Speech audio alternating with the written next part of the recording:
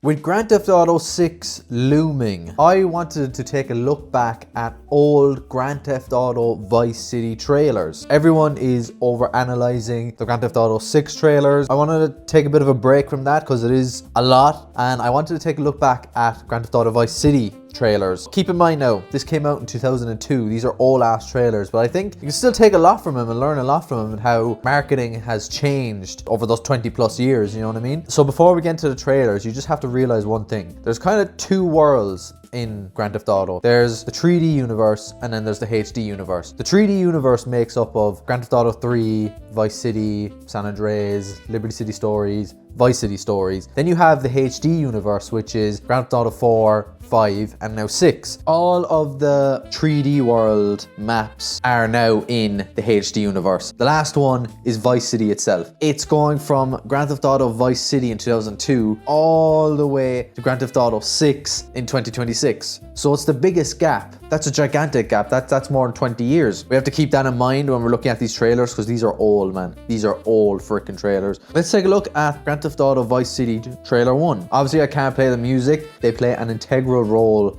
in the videos, so I'm just gonna have to kind of describe it for you. Trailer 1 here is Summer Madness by Kool and the Gang. Straight away what you'll notice is it's really just showing off the environment. It's not really looking at characters or story or anything like that. It's just showing shots of Vice City, the beach, the Miami vibe, the neon lights, you know what I mean? The song is also extremely relaxed. Very relaxed. There's not really any singing or anything like that. It's all just a nice simple beat. So it's very chill. Let me tell you what they're doing, okay? So you have to remember something. This is our very first look at Vice City. This was technically Vice City's first appearance ever. So they're showing off their environment. But what they're also doing is they're showing the difference between Liberty City and Vice City. Liberty City, if you can remember, is just very dark, very gloomy, like New York vibe. While this is like Miami, this is the neon lights, the freaking lens flare, the sun, the beach. It's a complete opposite direction and they're showing that to you. I think that's what they're doing with this trailer, is that they want to show the different direction. Brand new location, you know what I mean? One thing you'll notice in these trailers, Rockstar love the lens flare. They absolutely love the lens flare. And I don't blame them. I think that's an absolute staple in Vice City is the sunset and the lens flare. You'll also notice too that there's absolutely no violence or anything like that. It's just showing the environment. Interesting enough, if you look at Tommy Vercetti, this is actually the beta version of him. It's not actually the real one. So obviously, of course, this was building up to the game. They hadn't fully completed it yet, so it's not the real Tommy Vercetti. And of course, the last thing you'll notice is the cars, man. It's the vehicles. So yeah, for showing the environment, I think it did a very, very good job. And as you'll see, as we go through these trailers, things will change, you know what I mean? Grand Theft Auto, to me, is mostly violence. It's mostly violence, death, killing, you're a murderer, you're usually a psychopath. But this is like showing no violence. This is just showing the environment and where we are. Moving on to trailer 2, we have I Ran So Far by A Flock of Seagulls. And I think The Flock of Seagulls is a bit more high-paced, okay? The first trailer was very slow, chilled, just showing the environment. This is starting to ramp up the pace just a small bit now. It's not going mad or anything. Here you'll notice we actually have the real Tommy Vercetti. They love this gimmick of him walking into the camera, and in this trailer they focus a lot more on the characters. We see Ken, we see Diaz, we see Lance, but there's no dialogue. For these first 3 trailers, there's no dialogue whatsoever. So yes, they are leaning into the story a bit more in trailer 2. There's no dialogue, so I think it might have been a tactical move to not give away any of the story. Showing the characters, showing the environment again, showing off new weapons. That's what they're doing. It shows a lot of Tommy just shooting a gun. And again, coming back to the fucking lens flare. They love the lens flare. And I think maybe they were trying to make it like a staple, like this, you're going to see this a lot. And you do. If you hang around Ocean Beach for enough, the lens flare blinds you after a while if you look at it directly, you know? Now, if you saw the end of that trailer, you'll notice it actually got delayed by 7 months. To show that this delaying crap has been happening the entire time. It's so funny. You'll go through these trailers, they ramp up the pace ever so slightly going up through these trailers. Trailer 3. This song is The Soul by Hasha Music. Never heard of it. But you'll notice they go down a completely different direction with this trailer. This trailer now is pure chaos. Coming from the first trailer, which was very, very chill, this is madness now. This song is very high paced, boom, boom, boom, boom, boom. They're showing off like what Vice City is about, like the madness of it, like some of the missions you're doing. Like, you know, when I think of madness in Vice City, I think of the mission Sir, Yes Sir, where you have to go and take on the army and steal their tank and you just end up blowing up everything. You'll notice in this trailer, For the logo, very interesting. They had a yellow tint around it, and I don't know what this was representing, or I don't know why they did it, but it is absolutely disgusting. I think it's rotten. That's not Vice City's vibe. Did it represent money? Did it represent greed or something? As I said, I don't really enjoy this trailer because it's very overstimulating. There's just so much going on. The explosions, the stunts, the guns, the killing, and the music. And I was just kind of like, this is so overstimulating, but I think that's what they're trying to do. They're trying to show the absolute craziness, the madness of this game. They showed off helicopters a lot here. Now, the reason I think this is a big deal is because there was no helicopters in GTA 3. And for me, when you first see a helicopter in a game back in 2002, you must have been like, oh my God, they've got helicopters in the game. And it actually shows Tommy shooting out of a helicopter. Back then, if I was a kid, I would have been like, what? No way, helicopters, man. So here they've really focused in on it because they didn't show it at all. That might have been like the surprise thing at the very end of the trailer was that, yeah, we have helicopters, you're able to shoot out of helicopters and stuff like that. Going down through these, I think the contrast is very, very telling of trailer 1. Environment, cool vibe, easy music. Second one, ramping up the madness a bit more, showing characters and the story. And then trailer 3 is just guns, shooting, stunts, you know, all that stuff, which is in essence what Grand Theft Auto is. So yeah, they're the 3 main trailers. So now what I want to do is look at the PC trailer. Song is Act Like You Know by Fat Larry's band. Interesting enough, this is the very first trailer that has dialogue. Where is the goddamn money? You gotta take these guys out. This gives away the very beginning of the story. It tells you, okay, why Tommy's here, what happened, like the boys getting shot up, and then him losing the money. So it kind of gives away the story, which is interesting because none of the other trailers did that. Another interesting point too is at the very beginning, they're really showing off the girls in this game, which now, when you look back at it, they're literally just fucking pixels. You know what I mean? Yeah, very, very interesting. And yeah, that's basically all I want to say on that. You know, first one with dialogue showing off the characters, but I think when the PC trailer came out, like we already knew. I think the game had already come out. We already knew the story and stuff like that. Then the last one I want to look at is the anniversary trailer. Now this is for the 10-year anniversary of Grand Theft Auto Vice City. This is the best one by a country mile, but obviously the game had been out 10 years. But what they did was they took what is iconic of Grand Theft Auto Vice City throughout those 10 years. So the song is Self-Control by Laura Branigan, and that is Grand Theft Auto Vice City. Like, that is one of the most standout songs in Grand Theft Auto Vice City.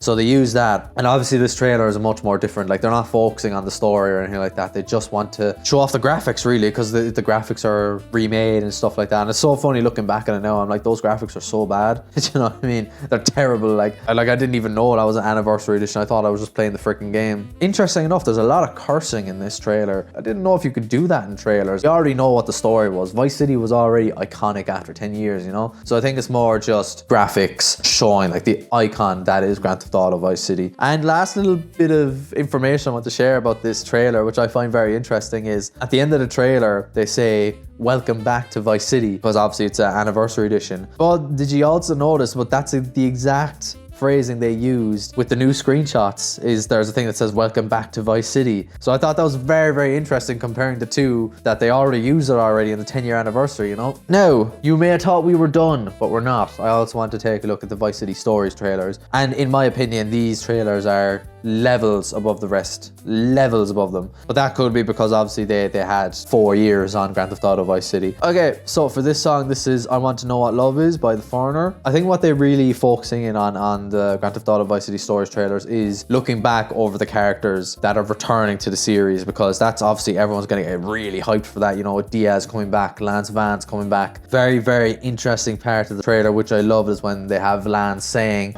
and I'm your brother, you can trust me. Which is very interesting because you can't trust him. We already know he's a fucking snake. He snakes you out in Grand Theft Auto Vice City. And of course then it shows off Victor. We know that Victor is Lance's brother, and we kind of get how did he get stuck in this mess with the drugs and stuff like that. Vice City Stories trailer 2 is by far my favorite trailer. By far. Number 1, Easy Lover by Phil Collins. I don't know how, but they got Phil Collins for this game. Like the Phil Collins has a whole a concert within the game. So of course they're going to use his music a lot, and they use Easy Lover, and just imagine that, like Easy Lover. Wow, man, it's just beautiful, so well done. A lovely little thing they do is they show off the jet ski. Now that's a brand new thing they haven't used before in Grand Theft Auto, so I love that. I love they were showing that off. This is by far just the most beautiful trailer, man. Just so good. And it comes down to the music. With these trailers, the first thing I'm doing is telling you what the song is, because that could make or break your trailer, you know what I mean? And Easy Lover by Phil Collins. Come on, man. That was always going to be class, you know what I mean? Vice City Stories trailer 3 actually again uses Phil Collins. Now this is probably the most different trailer out of all of them,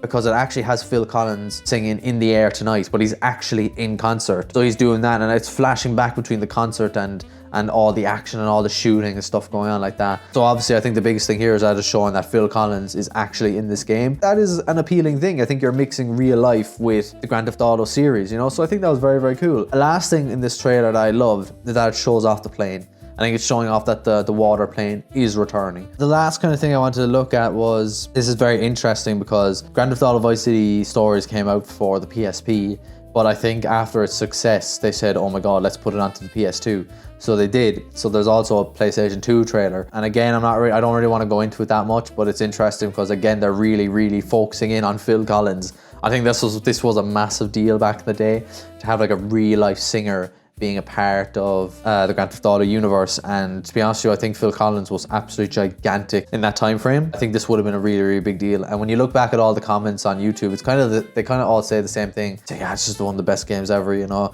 Phil Collins and all his legendary songs and stuff like that. I think another big thing to take from all these 3 trailers was that they're really focusing in on Victor Vance being Lance Vance's brother. What does that do for the audience? The audience who played Vice City, you already know that Lance Vance is a snake and he snakes you out Grand Theft Auto Vice City and dies on Grand Theft Auto Vice City.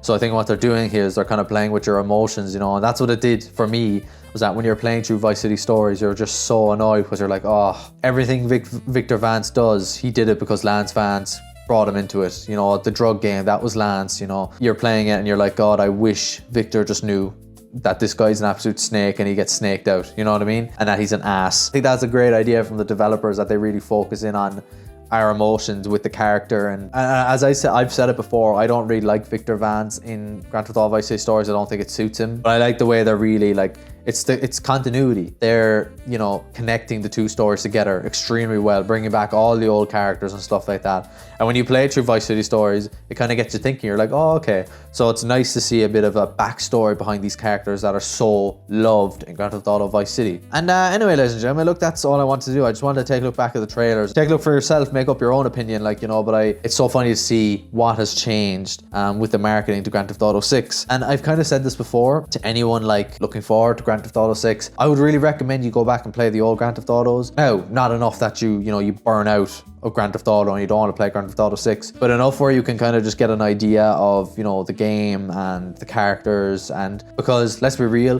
when you play Grand Theft Auto 6, you're not going to go back and play those games. Simple as that, man. You know, this is going to be 2 decades in my opinion. Keep playing games, ladies and gentlemen. Stay safe. Slán leat.